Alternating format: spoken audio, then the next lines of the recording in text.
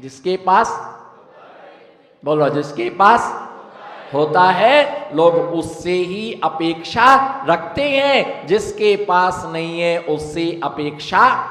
जिस कुएं में पानी होता है उसी पर लोग बाल्टी लेकर के जाते हैं, जिस वृक्ष में फल लगे होते हैं पंछी वहां जाते हैं, जिस फूल में पराग होता है भौरा उसी पर जाता है, जिस नदी में पानी होता है मछलियां वहीं कीड़ा करती हैं, जहां समुद्र में पानी होता है कमल वहीं पर खिलता है, जहां पर पानी होता है हंस और सारस वहीं पर कीड़ा करने के लिए आते हैं, और जहां पर श्रावक होते हैं साधुओं का गमनागमन उसी नगर और उसी गांव में हुआ करता है, उसी नगर में हुआ करता है। जिसके पास होता है उससे याचना करते, सूखे कुएं पर कोई भी जाने वाला नहीं है, सूखे कुएं पर कोई जाने वाला नहीं है। वो भिखारी राजा के पास में जाता है ना, जाता है उसके राजभवन में जाने के लिए प्रवृत्त होता है। सामने से देखा कि वह, सामने से देखा कि वो राजा जो था वो राजा हाथी वह रथ पर बैठ करके राजा सामने से आ रहा है। जब सामने से राजा को आते देखा है ना, खुश हो गया कि राजा से बहुत सारा द्रव्य मुझे प्राप्त होगा, लेकिन वो भिखारी राजा से नहीं मांग पाया, और राजा ने भिखारी से पहले ही अपनी झोली फैला दी, अगर तेरे पास में कुछ हो तो तू मुझे है ना दे दीजिएगा। उसने कहा कि मैं तुझे क्या दूं, तो उसके हाथ में चावल थे। उसने कहा कि किसी भिखारी से भीखा, किसी राजा ने पहली बार माने इतिहास का पहला वो दृष्टांत था कि राजा ने भिखारी के सामने है ना अपनी झोली के लिए फैला दिया। उसने मन मायूस करके है ना, उसने सोच करके क्या करूं, दूं क्या नहीं दूं, लेकिन मेरे पास देने के लिए कुछ भी नहीं है, लेकिन चावल थे। उसमें से एक चावल निकाला और एक चावल निकाल के उसने राजा की झोली में, बोलो ना क्या किया, एक चावल डाला, क्योंकि 4 दाने उसमें थे।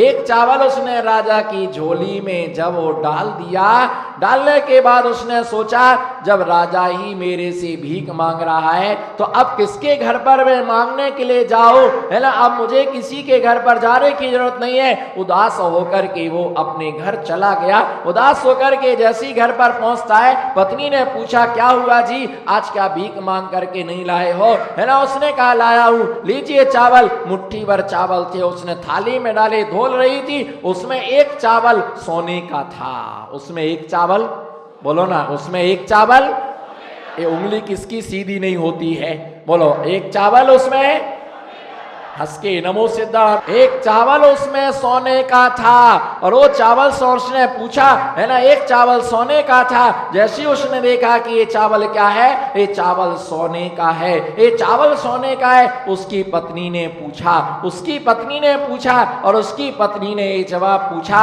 है ना कि सोने का चावल तुम कहां से लाए हो, है ना, ये सोने का चावल तुम, बोलो ना, ये सोने का चावल तुम, एक्शन नमो सिद्धाराम, प्रश्न है सोने का चावल, उत्सवलाल जी नमो सिद्धाराम, ये सोने का चावल तुम, आवाज में दम नहीं है, आवाज में दम नहीं है, ये सोने का चावल, ये सोने का चावल अभी नहीं सुनाई दे रहा, हो सकता कान का पर्दा फट गया है, पर यहां तो मिथ्यात का पर्दा फटना चाहिए। कान के पर्दे दिगंबर मुनिराज की वाणी सुनकर के कान का पर्दा कभी नहीं फटता है, मिथ्यात का पर्दा फटता है, अज्ञान का पर्दा फटता है, मोह का पर्दा फटता है, पापों का पर्दा फटता है ना, राग देश का पर्दा फटता है। कान के पर्दे कभी भी फटते, कान के पर्दे कभी भी फटते नहीं है ना। उसने पत्नी ने पूछा ये सोने का दाना किसने दिया, बोलो सोने का दाना,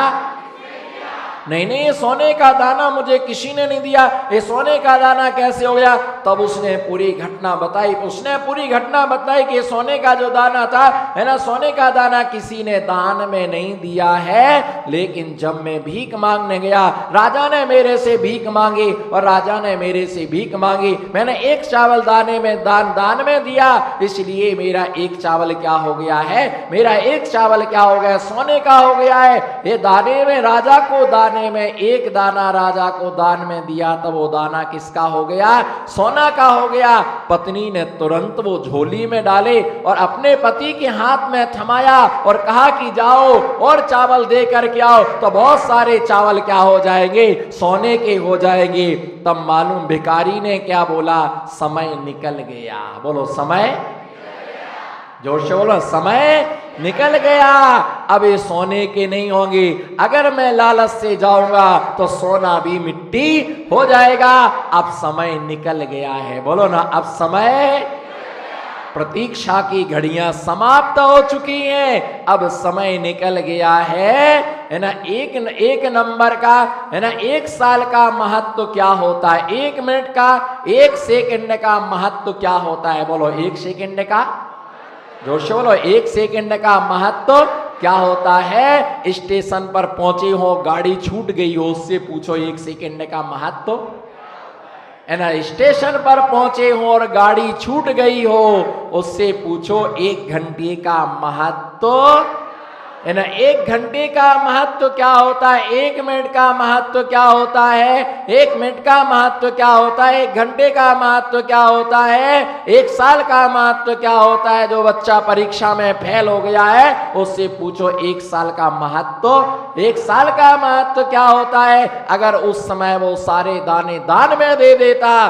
तो वो सारे दाने क्या हो जाते? सोने के हो जाते। लेकिन दिया नहीं, एक दाना दिया, तो एक ही दाना क्या होता है? एक ही दाना सोने का होता है। जितना तुम दोगे उतना ही तुम्हें क्या मिलेगा? फल मिलेगा। जितना तुम दान दोगे उससे व्यक्ति चक्रवर्ती के वैभव के लिए है ना प्राप्त करता है। कमाने से कोई अमीर नहीं हो जाता है, मांगने से कोई अमीर नहीं होता है, देने से व्यक्ति क्या होता है? देने से व्यक्ति अमीर होता है। एक गुना संपत्ति करने का उपाय है, एक गुना संपत्ति करने का उपाय है, 25 गुना संपत्ति करने का उपाय है, 100 गुना संपत्ति को करने का उपाय है, और अनंत गुनी संपत्ति करने का भी क्या है? उपाय है। 1 गुना, 25 गुना, 50 गुना, 100 गुना और अनंत गुना संपत्ति करने का उपाय है। कितनी करना है बताइए? 1 गुनी, हाँ ना, कुछ तो बोलो। 1 गुनी, 25 गुनी, 50 गुनी, 100 गुनी, अनंत गुनी। कितनी संपत्ति करना है? किसी को नहीं चाहिए, सब अपरिग्रह व्रत के धारी है। और अभी प्रवचन छूटेगा ना, जिनवाणी स्तुति होने के बाद लोग ऐसे खड़े हो जाते जैसे चुनाव में खड़ा होना हो, ऐसे खड़े चुनाव में खड़ा होना हो, और लोग ऐसे भागते हैं, ऐसे भागते हैं जैसे जेल से छुट्टी मिल गई हो। 1 मिनट का चैन नहीं रहता है। भैया, भीख मांगने से संपत्ति 1 गुनी होती है। भीख मांगने से 1 गुनी संपत्ति होती है। नौकरी करने से 25 गुनी संपत्ति होती है। व्यापार करने से 50 गुनी संपत्ति होती है। और व्यापार करने से 100 गुनी संपत्ति होती है। और दान देने से संपत्ति अनंत गुनी हो जाती है। दान देने से संपत्ति अनंत गुनी हो जाती है। जो तुम आज शांति से, जो आज आप चैन पहन करके चैन से बैठे हो ना, बोलो ना, जो चैन पहन करके आज चैन से बैठे हुए हो, वो चैन इस जन्म की चैन नहीं है, पिछली जन्म में तुमने चैन बनाई थी उसकी चैन है। ये उसकी चैन है। जो आज तुम्हारे पास वैभव है, वो वैभव इस जन्म का पुरुषार्थ और पिछले जन्म का भाग्य। क्या? इस जन्म का पुरुषार्थ और पिछले जन्म के भाग्य से ये तुम्हारे लिए प्राप्त हुई है।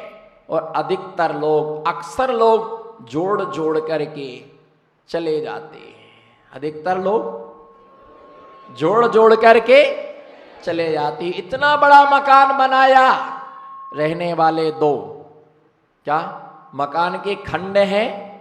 बोलो ना, मकान के खंड हैं 4 और रहने वाले 2, एक डोकरा और एक। लोगों को डोकरी बोलने में भी हरम लगती है।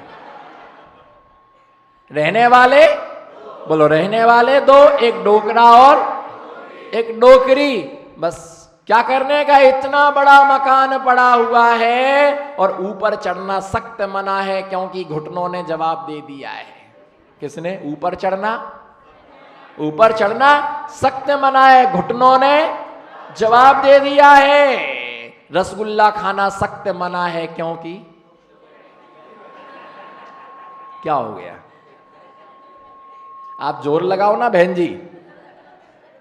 नमो सिद्धार्थम बोलो। शक्कर खाना मना है, क्योंकि शुगर की क्या है? बीमारी है। नमक खाना मना है, क्योंकि, अब फिर भी नहीं समझो तो हम क्या ही करें। अब बीपी क्या है? हाई है। ऊपर चढ़ना मना है, खाना मना है, पीना मना है। अब क्या है? अब तो खाना मना। बोलो, ऐसे तो हम आगे नहीं बढ़े। बोलो, खाना मना है, पीना मना है, ऊपर चढ़ना, नीचे उतरना।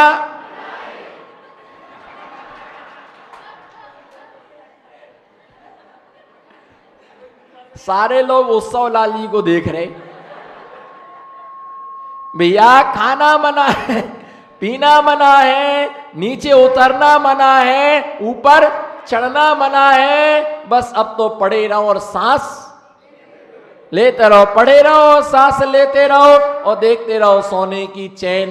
बोलो, सोने की हु करे, हु करे। अब उतरना है नहीं। बोलो ना, उतरना और चढ़ना है नहीं। आगे जा नहीं सकते हो और पीछे आ नहीं सकते हो। बेड रेस्ट सबसे अच्छा रेस्ट है, सबसे अच्छा रेस्ट बेड रेस्ट। पड़े रहो, सोने की चैन क्या करे? अरे यदि हमारा स्वास्थ्य अच्छा है तो सब कुछ अच्छा लगता है। बोलो, स्वास्थ्य अच्छा है तो चलना भी अच्छा लगता है, खाना भी अच्छा लगता है, पीना भी अच्छा लगता है, सोना भी अच्छा लगता है, भोगना भी अच्छा लगता है, देखना भी अच्छा लगता है। और अगर स्वास्थ्य अच्छा नहीं है तो कुछ भी अच्छा। इसलिए कहा, पहला सुख निरोगी काया। बोलो ना, और दूजा सुख नहीं। इधर देखो, उंगली नहीं चलती, फ्रैक्चर है उंगली, इसलिए सही नहीं, उंगली नहीं करते ना, इसलिए लोग तुम पर उंगली करते हैं। बोलो, पहला सुख, आई कांटेक्ट बराबर बना के रखो। पहला सुख, हाँ ऐसा देखो ना, पहला सुख, आनंद आ भी गयो, मजो आ भी गयो।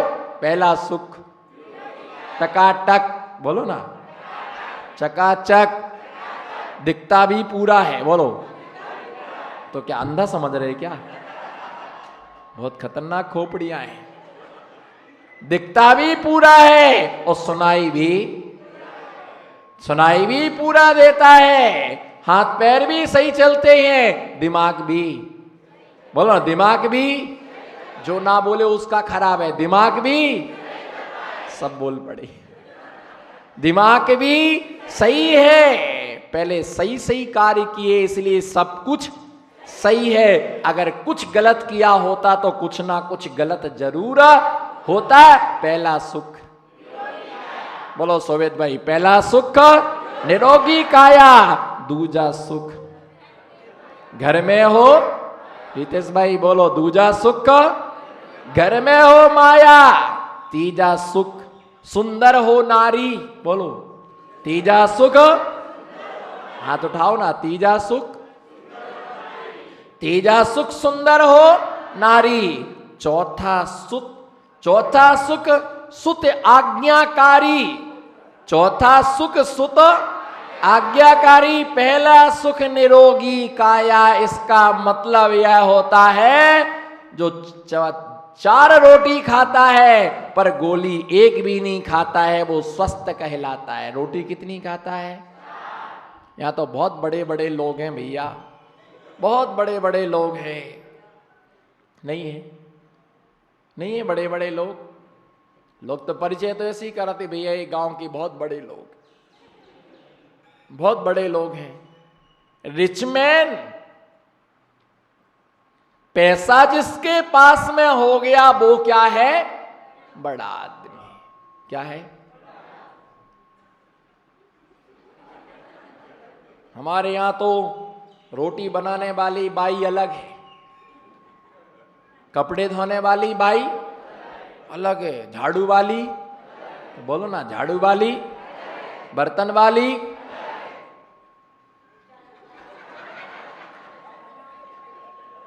चार बाइयां काम करती, झाड़ू वाली अलग, बर्तन वाली अलग। उसको कौन सी बाई बोलती? काम वाली बाई। कौन सी? चार काम वाली बाई है और एक बिना काम की। जो ना हो से रामकली की कसम। चार, बोलो ना हितेश भाई, चार काम वाली बाई है। आपने गलती की दिनेश जी, एक बिना काम की बाई लाए ना, इसलिए चार काम की बाई लाना पड़ी। देख लो, मेरे पास तो एक भी बाई नहीं है, कोई बाई नहीं है, कोई दादा नहीं है। बताओ है क्या? पर कोई बाइयों की कमी भी नहीं है, कोई कमी भी नहीं है भैया। एक चार काम वाली बाई, फिर से बोलो ना, हंस के कस के मुस्कुरा के। रोटी वाली अलग है, दूसरी झाड़ू वाली अलग है, तीसरी कपड़े धोने वाली, पोछा लगाने वाली अलग है, बर्तन मांजने वाली, एक काम वाली बाई। कौन? तो जो अंदर कमरे में सो रही एसी में, वो बिना काम की बाई है। और दुकान पर चार नौकर है, सारे काम करने वाले। हमको तो कुछ नहीं करना पड़ता, हम तो सिर्फ बैठे बैठे हुकूमत चलाते हैं। क्या चलाते? बैठे बैठे, बैठे बैठे हुकूमत हम चलाते हैं। नौकर लगने से कोई व्यक्ति बड़ा नहीं हो जाता है। मेरी थिंकिंग, मेरा रिसर्च, मेरा मानना, मेरा चिंतन, मेरी सोच, मेरा खोज यह है कि बड़ा आदमी वो नहीं होता जिसके घर पर चार लोग नौकर काम करने वाले लगे। वो आदमी बड़ा नहीं होता है जो चार लोगों का काम स्वयं करता है, वो आदमी बड़ा होता है।